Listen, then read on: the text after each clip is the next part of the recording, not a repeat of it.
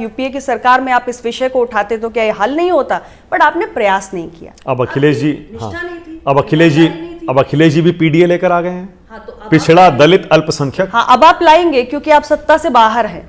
तो जब आप सत्ता से बाहर होते हैं तब आपको अचानक से पिछड़ा, दलित, अल्पसंख्यक याद आ जाता है। यानी राहुल और अखिलेश का ओबीसी प्रेम दिखावा है। देखिए, अभी तक ऐसा कोई भी प्रमाण ना तो समाजवादी पार्टी ने ना ही कांग्रेस पार्टी ने पेश किया है जिसके आधार पे जनता के मन में या ओबीसी मतदाता के मन में ये विश्वास उत्पन्न हो कि भाई ये बदली हुई समाजवादी पार्टी है या ये बदली हुई कांग्रेस पार्टी है। समाजवादी पार्टी ने कितनी बार प्रदेश में सत्ता संभाली? श्रद्धेय मुलायम सिंह यादव जी मुख्यमंत्री रहे, हमारे माननीय अखिलेश यादव जी मुख्यमंत्री रहे।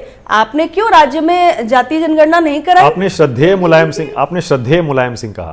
देखिए, श्रद्धेय तो वो मुलायम सिंह जी के लिए लगता है आपके मन में भी सम्मान है, आपकी पार्टी के लिए भी।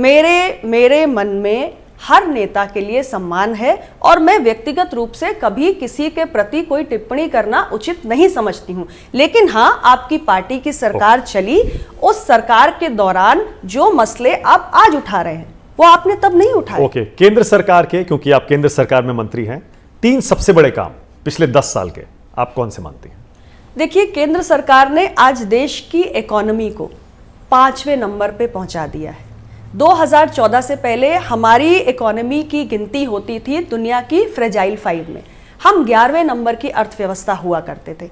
महज 10 वर्षों में आज हम 5वें नंबर पे छलांग मार गए हैं और मोदी जी की सरकार पूरे कॉन्फिडेंस के साथ, आत्मविश्वास के साथ देश की जनता से कह रही है कि तीसरे कार्यकाल में हम इसे दुनिया की तीसरी सबसे बड़ी अर्थव्यवस्था बना देंगे। ये सामान्य बात नहीं है।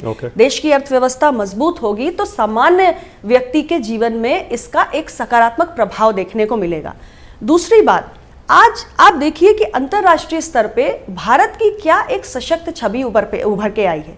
मतलब दुनिया के तमाम देश आज हमारे देश के प्रधानमंत्री को अपने देश का सर्वोच्च नागरिक सम्मान दे रहे हैं, उनके स्वागत के लिए खड़े रहते हैं। भारत की अपनी एक वॉइस है जिसे हमने G20 में भी सुना।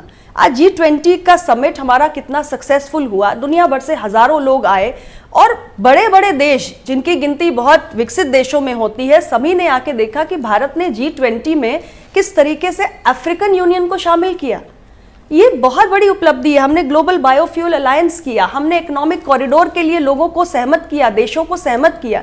यानी अब भारत से निकल के आप यूएई होते हुए यूरोप तक व्यापार के एक कॉरिडोर को डेवलप कर रहे हैं। ये बड़ी बड़ी जो उपलब्धियां हैं हमारे सरकार की, और इन सबको अगर मैं पीछे छोड़ के बात करूं, देश के सामान्य मानव की, नागरिक की दृष्टि से बात करूं तो गरीब कल्याण की योजनाओं पर जिस तरीके से हमारी सरकार ने काम किया, आज 10 साल के अंदर हमारी सरकार ने जिस तरीके से गरीब कल्याण की योजनाएं चलाई, 25 करोड़ लोग मल्टी डायमेंशनल पॉवर्टी से निकल के बाहर आए। मतलब बहुआयामी गरीबी से निकल के 25 करोड़ का आंकड़ा छोटा नहीं होता, और केवल 10 वर्षों में। तो